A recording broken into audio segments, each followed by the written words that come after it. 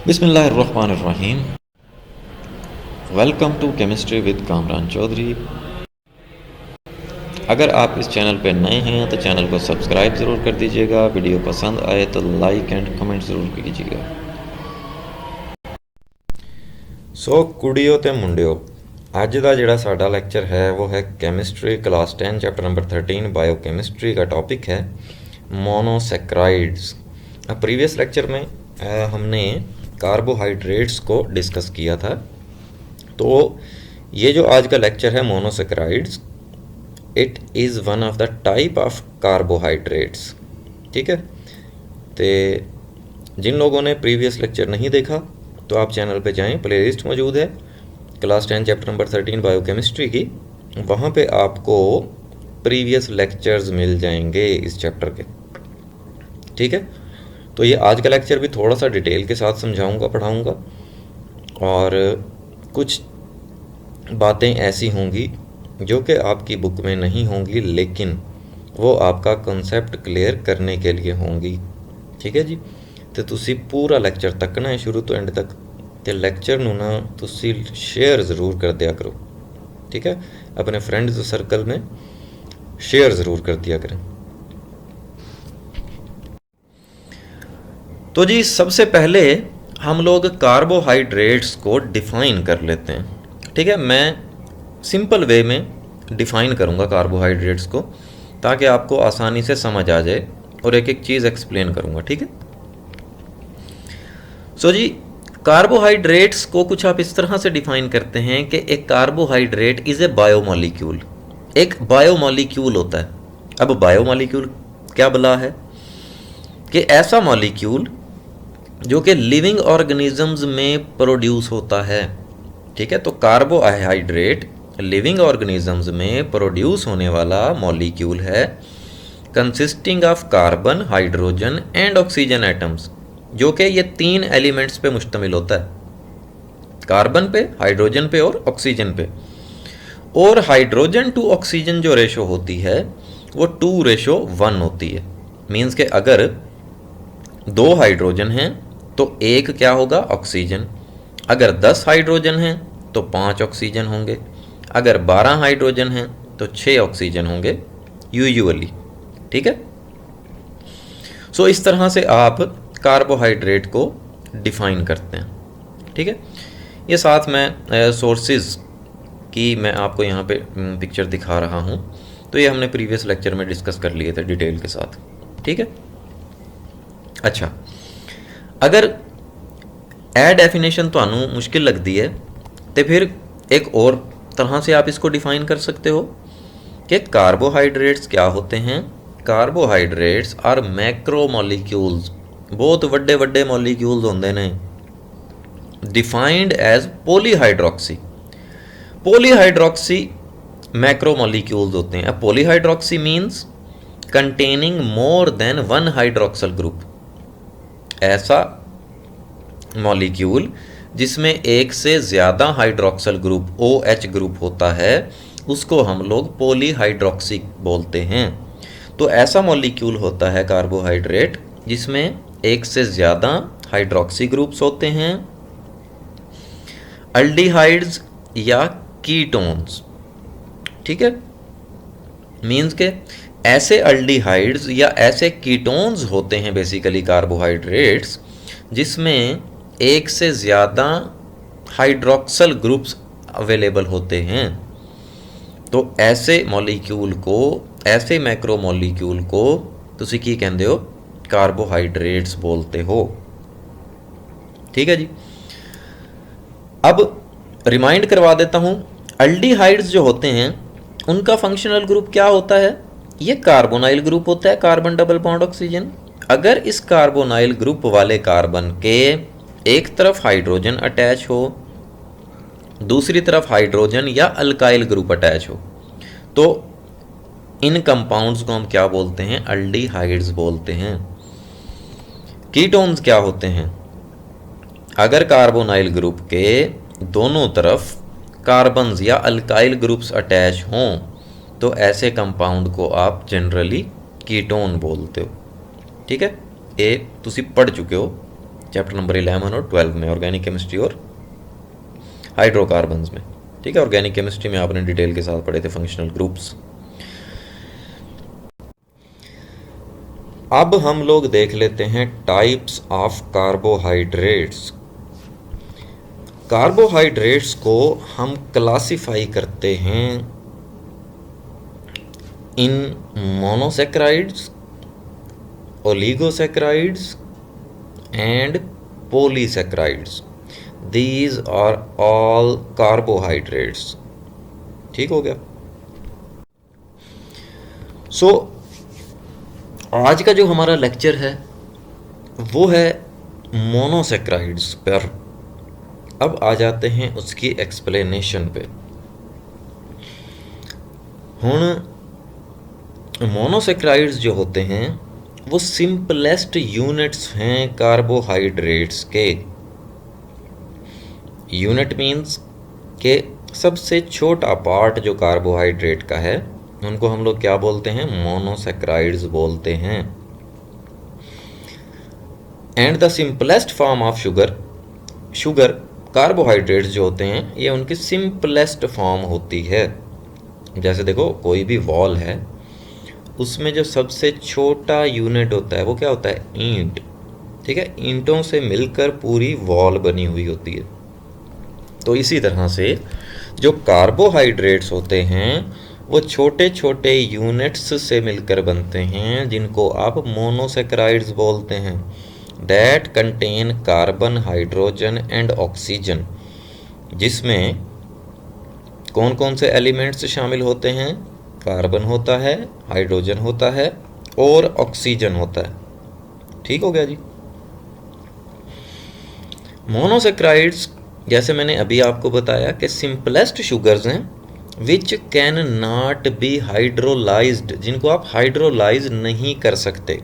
Hydrolysed का मतलब होता है break down of a compound, किसी भी कंपाउंड को तोड़ना, ब्रेक डाउन करना by chemical reaction with water. जब उसका हम वाटर के साथ केमिकल रिएक्शन करवाते हैं, मीन्स कि किसी भी कंपाउंड का जब आप वाटर के साथ केमिकल रिएक्शन करवाते हो तो अगर तो वो ब्रेक डाउन हो जाए, टूट जाए, तो उसको हम बोलते हैं कि ये हाइड्रोलाइज हो गया। लेकिन ये जो मोनोसैकेराइड्स हैं ये हाइड्रोलाइज नहीं होते। ठीक है। फिर अगर हम जनरल फार्मूले की बात करें तो जनरल फार्मूला क्या होता है कार्बोहाइड्रेट्स का, CnH2O इंटू N। अब N जो होता है वो क्या होता है, नंबर ऑफ कार्बन एटम्स होते हैं। और अगर हम बात करें मोनोसैकेराइड्स की तो हमेशा याद रखना यहाँ पे ये जो N की वैल्यू है मीन्स के नंबर ऑफ कार्बन एटम्स 3 या 3 से ज़्यादा होंगे। ठीक है, ये शर्त है। 1 या 2 कार्बन वाला कोई मोनोसैकेराइड नहीं होता। ठीक है, मिनिमम 3 होंगे या 3 से ज़्यादा होंगे। ठीक है, तो पॉसिबल वैल्यू N की क्या हो सकती है, positive integers equal or greater than 3, 3 या 3 से बड़े, टू मैक्सिमम ऑफ 6, 3 से लेके 6 कार्बन्स तक अगर ये N की वैल्यू हो तो वो फिर क्या होंगे, मोनोसैकेराइड्स होंगे। जैसे फॉर एग्जांपल N को अगर हम 3 लेते हैं तो C3, अब 3 जो है ये H2O के बाहर लिखा हुआ है, मीन्स के H2 इंटू 3 तो H6 बन गया एंड O3 तो C3H6O3। ये जो कार्बोहाइड्रेट होगा इसको हम बोलते हैं ट्राइओसिस, जिसमें कार्बन 3 हैं। इसी तरह से अगर कार्बन 4 होंगे तो उसको हम लोग क्या बोलेंगे, टेट्रोसिस बोलेंगे। इसी तरह 5 वाले को पेंटोसिस, 6 वाले को हेक्सोसिस। ठीक हो गया, तो ये आपको समझ आ गया होगा जो कार्बोहाइड्रेट है उसका जनरल फार्मूला।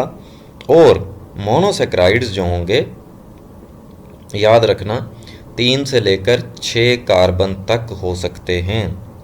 ठीक है, तो वो सारे के सारे जो कार्बोहाइड्रेट्स होंगे जिसमें 3, 4, 5 या 6 कार्बन होंगे तो उनको हम क्या बोलेंगे, मोनोसेक्राइड्स बोलेंगे ओवरऑल। ठीक है, so therefore they are classified according to the number of carbon atoms. तो इनको हम नंबर ऑफ कार्बन एटम्स की बेस पे क्लासिफाई कर रहे हैं एज ट्रायोसिस 3 कार्बन वाला, टेट्रोसिस 4 कार्बन वाला, पेंटोसिस 5 कार्बन वाला, हेक्सोसिस एंड सो ऑन, इस तरह से फिर। ठीक है, अब हम लोग देख लेते हैं इम्पॉर्टेंट मोनोसेक्राइड्स। जो मोनोसेक्राइड्स होते हैं उनमें कुछ मोनोसेक्राइड्स बहुत ज़्यादा इम्पॉर्टेंट हैं। अब वो कौन कौन से हैं? तो इम्पॉर्टेंट मोनोसेक्राइड्स जो हैं वो हेक्सोसिस मीन्स के ऐसा मोनोसेक्राइड जिसमें 6 कार्बन हों। ठीक है, तो a monosaccharide simple sugar with 6 carbon atoms. For example glucose जिसका फार्मूला होता है C6H12O6 एंड फ्रुक्टोज, इसका भी सेम फार्मूला होता है, molecular formula C6H12 and O6।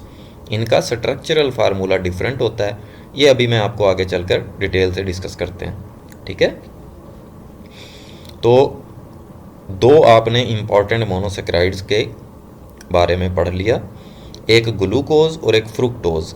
Same formula होता है दोनों का C6H12O6। यहाँ पे आप देख रहे हो 6 कार्बन वाला कार्बोहाइड्रेट है ये। ठीक है, तो मैंने अभी आपको बताया कि अगर 3 या 3 से लेकर 6 तक कार्बन आपको नज़र आए तो वो क्या होगा, मोनोसेक्राइड होगा। तो ये ग्लूकोज भी मोनोसेक्राइड है और फ्रुक्टोज भी मोनोसेक्राइड है। ठीक हो गया जी। सबसे पहले हम लोग देख लेते हैं ग्लूकोज को। अब जो ग्लूकोज होता है इसको आप डेक्सट्रोज भी बोलते हो। ठीक है, one of A group of carbohydrates, carbohydrates का ही एक ग्रुप है नोन एज सिंपल शुगर, जिसको हम सिंपल शुगर यानी कि मोनोसेक्राइड्स बोलते हैं। ठीक है, अब ये जो ग्लूकोज है ये एक ग्रीक वर्ड होता है ग्लाइकिज, जिसका मतलब होता है स्वीट। तो ये वहाँ से डिराइव हुआ है। ठीक है, जिसका मॉलिक्यूलर फार्मूला मैंने आपको बता दिया C6H12O6 होता है। ठीक हो गया। अब ये पाया कहाँ जाता है, फ्रूट्स और हनी में, शहद में और फ्रूट्स में पाया जाता है। ठीक है, glucose is a pentahydroxy aldehyde. Glucose एक अल्डिहाइड है जिसमें 5 हाइड्रोक्सल ग्रुप्स मौजूद होते हैं, जैसा कि लेक्चर के स्टार्ट में मैंने आपको बताया। ठीक है, अल्डिहाइड क्या होता है, और हमने पढ़ा था कि पॉलीहाइड्रोक्सी मॉलिक्यूल्स होते हैं ये।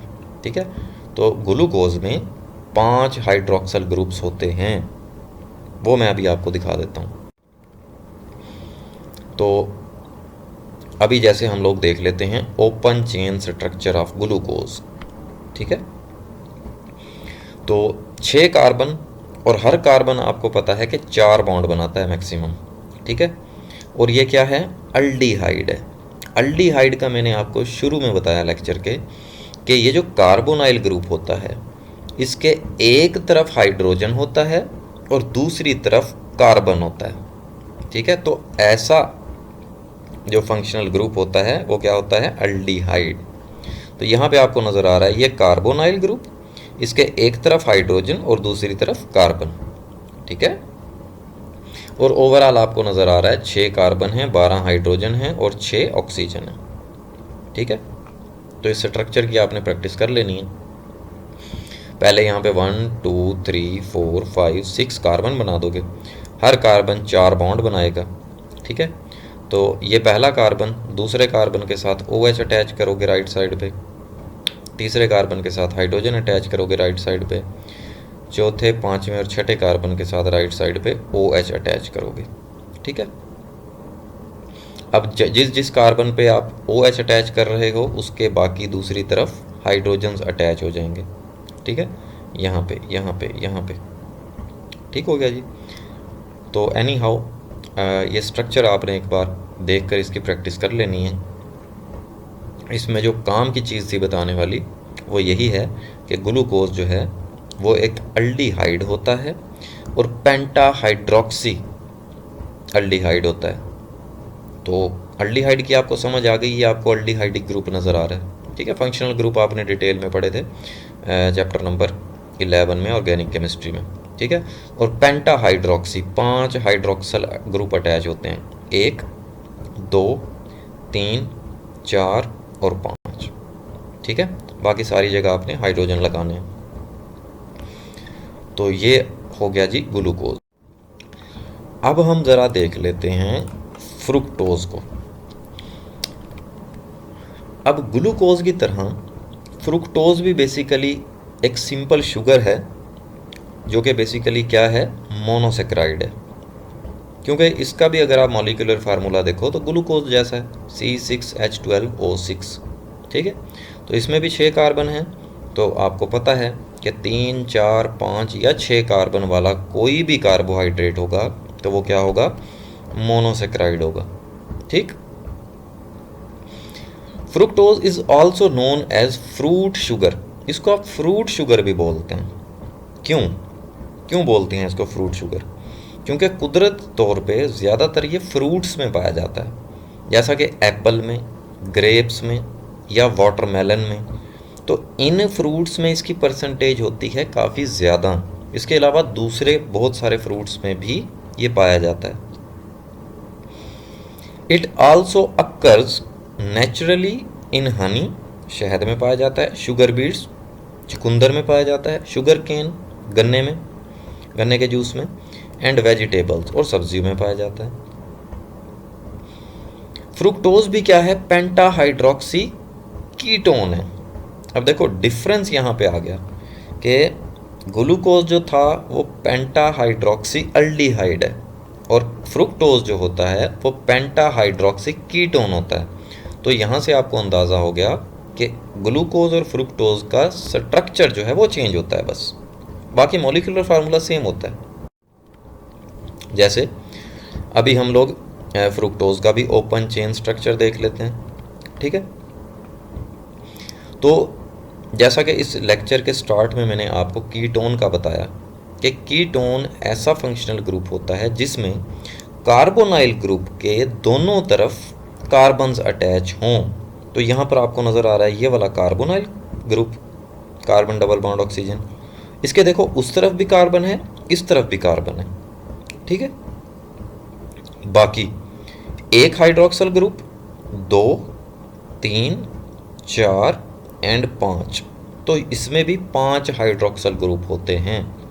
ठीक है, तो ये फ्रुक्टोज का ओपन चेन स्ट्रक्चर है। इसको 1-2 बार आपने बनाकर प्रैक्टिस कर लेनी। ठीक है उसी तरह से ग्लूकोज की तरह, बस थोड़ा सा यहाँ पे फंक्शनल ग्रुप चेंज है। ठीक है, तो ये इसकी प्रैक्टिस कर लेनी है आपने। बाकी आपको पता है कि कार्बन 4 बॉन्ड बनाता है, आपने 4 बॉन्ड बनाने हैं कार्बन के। ठीक है, अब हम देख लेते हैं प्रॉपर्टीज ऑफ मोनोसेक्राइड्स। जो मोनोसेक्राइड्स होते हैं आर वाइट क्रिस्टलाइन सॉलिड्स, सफ़ेद कलर के क्रिस्टलाइन सॉलिड्स होते हैं। जैसा कि बिल्कुल आप चीनी के क्रिस्टल देखो, ठीक है, शुगर होती है, वो क्या है बेसिकली वाइट क्रिस्टलाइन सॉलिड्स हैं। ठीक है, सो नेक्स्ट प्रॉपर्टी क्या है, they are soluble in water, means के वाटर में ये डिज़ोल्व हो जाते हैं, सॉल्युबल हैं ये वाटर में। ठीक है, दे हैव स्वीट टेस्ट, इनका जायका मीठा होता है। They can not be hydrolysed, ये हाइड्रोलाइज नहीं होते, ब्रेक डाउन नहीं होते, टूटते नहीं हैं ये। ठीक है, मीन्स के अपनी स्ट्रक्चर को कायम रखते हैं ये। They are reducing in nature. Reducing in nature का मतलब है ये रिड्यूसिंग एजेंट होते हैं, ठीक है। रिड्यूसिंग एजेंट कोई भी ऐसा सब्सटेंस होता है जो कि किसी दूसरे सब्सटेंस की क्या करता है, रिडक्शन करता है, ठीक है। मीन्स कि उसमें इलेक्ट्रॉन्स ऐड करता है, उसमें हाइड्रोजन ऐड करता है या उसमें से ऑक्सीजन निकालता है। तो ये आपने कॉन्सेप्ट पढ़ा हुआ है रिड्यूसिंग एजेंट का क्लास 9 चैप्टर नंबर 7 इलेक्ट्रोकेमिस्ट्री वाले चैप्टर में, ठीक है। अगर नहीं पढ़ा तो मेरे ही चैनल पे प्लेलिस्ट मौजूद है, आप वहाँ से वो लेक्चर देख सकते हैं, ठीक है। So therefore these are called reducing sugars. इस वजह से इनको हम रिड्यूसिंग शुगर्स बोलते हैं, ठीक है जी। तो ए सी तुहाडा टॉपिक मोनोसैकराइड्स का। होपफुली आपको बहुत अच्छे से एक एक बात की समझ आ गई होगी। अगर फिर भी आपका कोई क्वेश्चन है तो आप नीचे कमेंट कर दें या मुझे ईमेल कर दें। अगर आपको वीडियो पसंद आई है तो चैनल को सब्सक्राइब ज़रूर कर दीजिएगा, वीडियो को लाइक एंड शेयर ज़रूर कर दिया करें ताकि दूसरों का भी कुछ भला हो जाए। Thank you very much for watching this video.